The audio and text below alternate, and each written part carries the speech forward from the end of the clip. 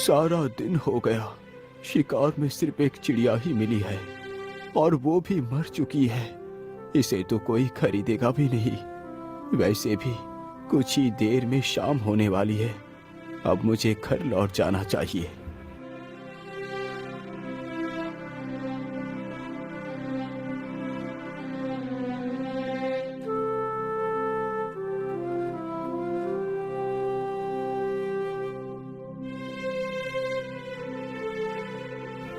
अरे, इधर तो एक कबूतरी भी बैठी है।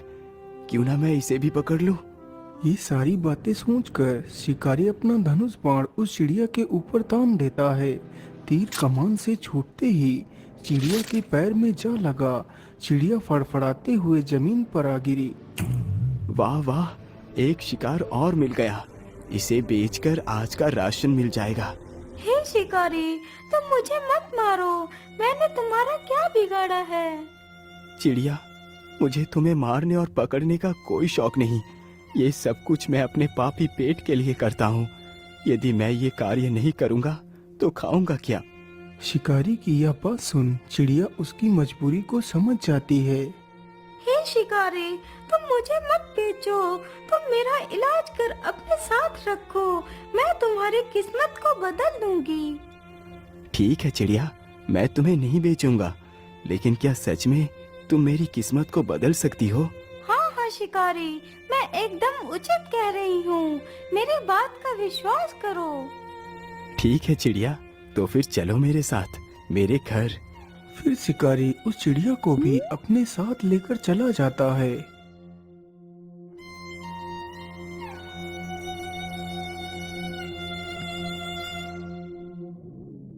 चिड़िया, तुम इसी स्थान पर बैठो, मैं तुम्हारे घाव पर दवाई लगा देता हूँ। इतना बोलकर शिकारी चिड़िया को वहीं पर बैठाकर दवाई लेने जाता है।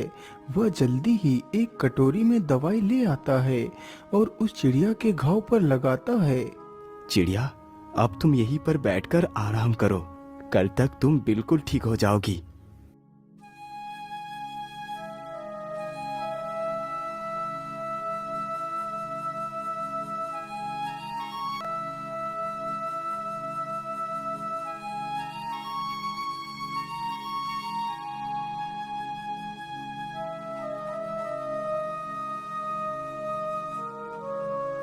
अरे वाह चिड़िया, तुम तो एकदम ठीक हो गई।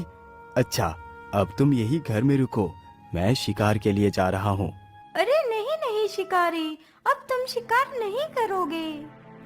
लेकिन चिड़िया, यदि मैं शिकार नहीं करूँगा तो पैसे कहाँ से आएंगे? तुम शायद भूल गए कि मैंने तुमसे कहा था कि मैं तुम्हारी किस्मत को बदल दूंगी। हाँ हाँ, मुझे याद है। लेकिन तुम करोगी क्या? शिकारी, तुम जाओ और बाजार से ऊन खरीद कर ले आओ। लेकिन चिड़िया, मेरे पास तो 1 रुपया है। इससे कितनी ऊन मिलेगी? अरे, 1 रुपए में जितने भी ऊन मिले तुम बस ले आओ। अच्छा ठीक है चिड़िया, मैं ऊन लेने के लिए जा रहा हूँ। इतना बोलकर शिकारी वहां से चला जाता है। कुछ समय गुजरने के बाद वह ऊन के 4 गोले लेकर आ जाता है। चिड़िया, ये लो, मैं ऊन ले आया हूँ। ठीक है, तुम इस ऊन को यहीं पर रख दो। मैं रात को इस ऊन का उपयोग करूंगी।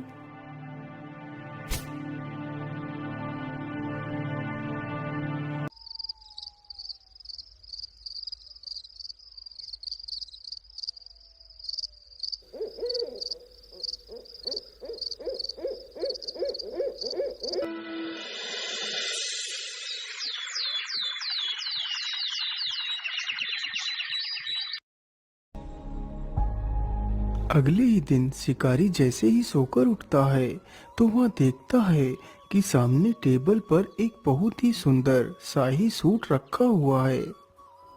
अरे, ये इतना सुंदर शाही सूट किसका हो सकता है, जबकि यहाँ तो कोई नहीं। अरे चिड़िया, ये शाही सूट कौन लेकर आया? अरे शिकारी, तुम ज्यादा अचंभित मत हो। ये सूट मैंने ही बनाया है। क्या ये सूट तुमने बनाया है? मुझे तुम्हारी बातों पर विश्वास नहीं हो रहा। तुम मेरी बात का विश्वास करो, ये मैंने ही बनाया है। अब तुम इस सूट को लेकर बाजार में बेच आओ। इतना सुनकर शिकारी उस शाही सूट को लेकर बाजार की ओर चल देता है, लेकिन उसके मन में काफी सारे सवाल चल रहे थे। आखिर ऐसा कैसे हो सकता है? भला एक चिड़िया इतना सुंदर सूट कैसे बना सकती है? मुझे तो लगता है ये कोई साधारण चिड़िया नहीं हो सकती। इसका पता तो मुझे लगाना ही होगा।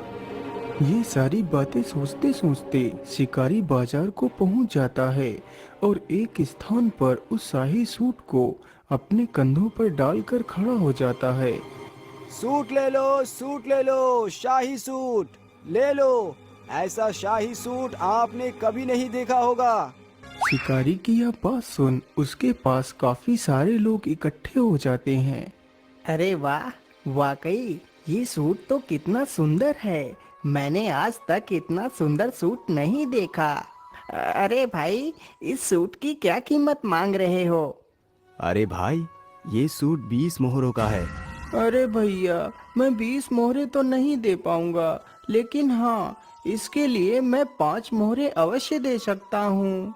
तभी वहाँ पर राजा का मंत्री आ जाता है। अरे वाह, यह शाही सूट तो कितना आकर्षक है। मैंने आज तक ऐसा शाही सूट नहीं देखा। यदि मैं ये सूट राजा को दूंगा तो राजा बहुत प्रसन्न होंगे। अरे भाई, तुम इस सूट की क्या कीमत मांग रहे हो? भैया, इस सूट की कीमत मैंने 20 मोहरे रखी है। ठीक है, ये लो 20 मोहरे और ये सूट मुझे दे दो। शिकारी जल्दी ही उन 20 मोहरों को लेकर उस शाही सूट को उसे दे देता है। अरे वाह, एक सूट तो 20 मोहरे का बिका। 20 मोहरे तो कमाने में मुझे वर्षों लग जाते। मैं ऐसा करता हूँ, फिर से ऊन खरीद कर ले चलता हूँ। आज तो मैं पता लगा कर ही रहूंगा इस चिड़िया का सच क्या है। अरे चिड़िया, तुमने तो कमाल ही कर दिया। तुम्हारे द्वारा बनाया गया सूट 20 मोहरों में बिका है। मैं और भी ऊन खरीद कर लाया हूँ। जैसे ही आधी रात गुजरती है तो वह शिकारी झूठ मूठ सोने का नाटक करता है। उधर वह कबूतरी भी शिकारी के सोने की प्रतीक्षा कर रही थी। मुझे लगता है शिकारी अब सो चुका है। चलो अब मैं अपने वास्तविक रूप में आ जाती हूँ। इतना बोलकर कबूतरी एक सुंदर राजकुमारी का वेश धारण कर लेती है और चुपचाप उस ऊन के वस्त्र बनाने लगती है। यह सारा दृश्य सत्या चुपचाप फटी आंखों से देख रहा था।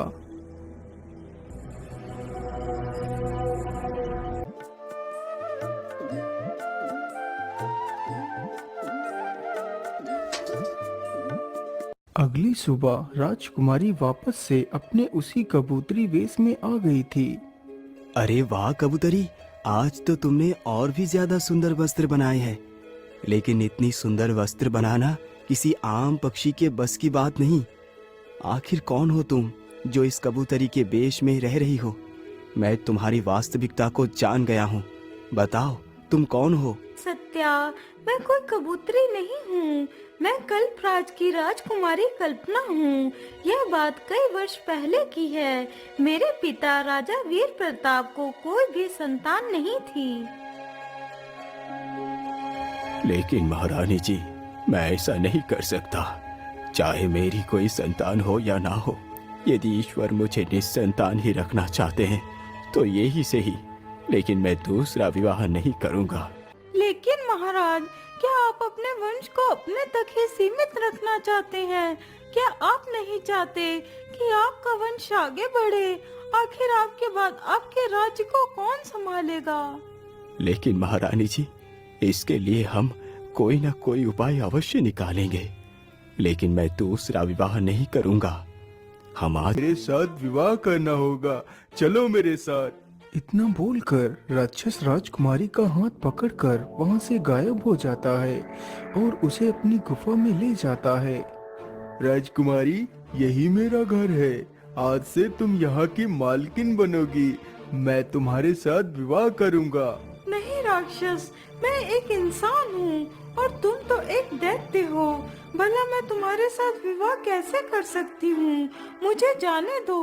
नहीं राजकुमारी, तुम्हें यदि जीवित रहना है तो तुम्हें मेरे साथ विवाह करना ही पड़ेगा। अच्छा, अब मैं अपने रिश्तेदारों को न्योता देने के लिए जा रहा हूँ, तुम यहीं पर रुकना। लेकिन हाँ, यदि मैं तुम्हें यहाँ छोड़कर चला गया तो तुम यहाँ से कहीं भी भागकर जा सकती हो, इसलिए मैं तुम्हें एक पंछी बनाकर पिंजरे में बंद कर देता हूँ। फिर राक्षस राजकुमारी को एक कबूतरी बनाकर पिंजरे में बंद कर देता है और वहाँ से चला जाता है। हे भगवान, अब मैं क्या करूं? यहाँ से कैसे निकलूं? मैं इस पिंजरे को खोलने की कोशिश कर, हो सकता है पिंजरा खुल जाए। कबूतरी पिंजरे को खोलने का प्रयास करती है। कुछ देर प्रयास करने के पश्चात पिंजरा खुल जाता है और वह वहाँ से उड़ जाती है। लेकिन राजकुमारी, क्या तुम अपने वास्तविक रूप को धारण कर नहीं रह सकती? शिकारी भाई, मैं अपने वास्तविक रूप में सिर्फ कुछ क्षण के लिए ही रह सकती हूँ। एक दिन में सिर्फ एक बार ही मैं अपना वास्तविक रूप ले सकती हूँ, वो भी रात के 12 बजे के बाद। क्या तुम श्राप से मुक्त नहीं हो सकती? इसका जवाब तो पहाड़ी वाले बाबा ही दे सकते हैं। तो फिर ठीक है राजकुमारी, चलो मेरे साथ पहाड़ी वाले बाबा के पास, मैं तुम्हारी रक्षा करूंगा। इतना बोलकर वह दोनों बाबा से मिलने के लिए निकल पड़ते हैं।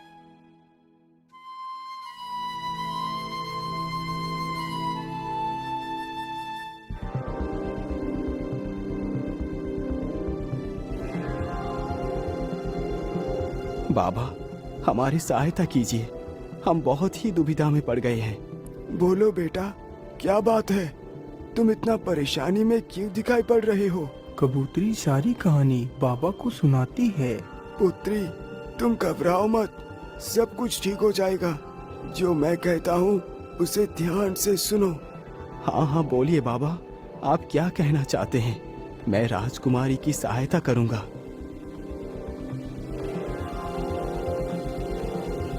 राजकुमारी, तुम्हें अपने वास्तविक रूप को प्राप्त करने के लिए उस नदी में स्नान करना होगा, तभी तुम अपने पिछले जन्म के श्राप से मुक्त हो पाओगी। आज अमावस्या है, तुम्हें उस नदी में रात 12 बजे स्नान करना है।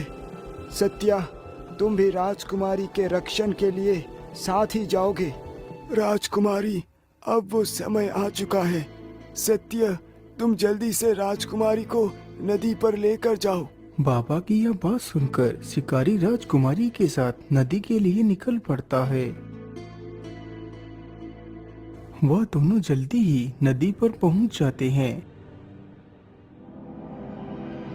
सत्या, तुम यहीं पर रुको, मैं अभी नदी से स्नान करके आती हूँ। ठीक है राजकुमारी, तुम जाओ, मैं यहीं पर तुम्हारी प्रतीक्षा करता हूँ। इतना सुनकर कबूतरी जैसे ही नदी में स्नान करने के लिए आगे बढ़ती है।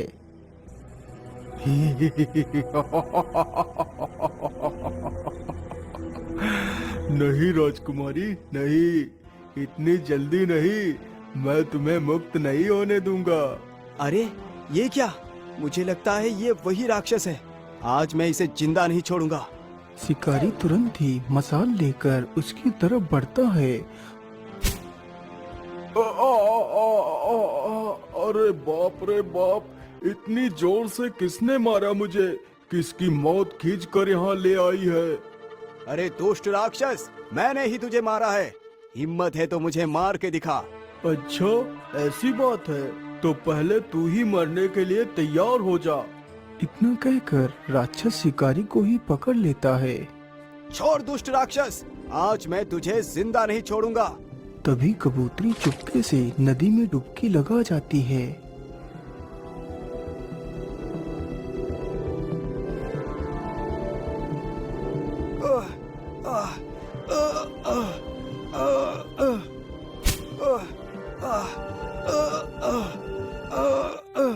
शिकारी, क्या तुम ठीक हो?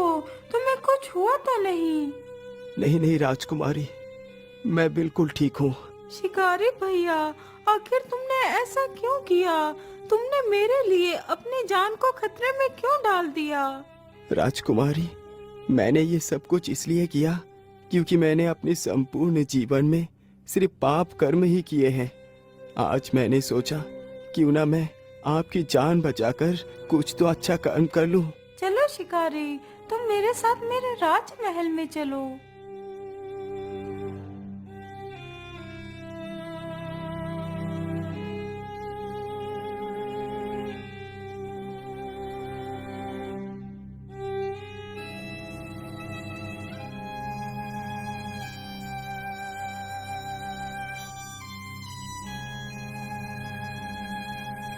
सत्या, आज तुमने मेरी पुत्री की जान बचाकर मुझ पर बहुत बड़ा उपकार किया है। मैं तुम्हारा ये उपकार कभी नहीं चुका पाऊंगा। मंत्री जी, सत्या को एक बैलगाड़ी भरकर सोना, चांदी, हीरे, जवाहरात दे दी जाए। राजा के इस आदेश पर शिकारी को एक बैलगाड़ी भरकर सोना, चांदी, हीरे, जवाहरात देकर सम्मान पूर्वक विदा कर दिया जाता है। कई यूट्यूबर्स अपना चैनल स्टार्ट करते समय शॉर्ट वीडियोस बनाते हैं। उनके लाइक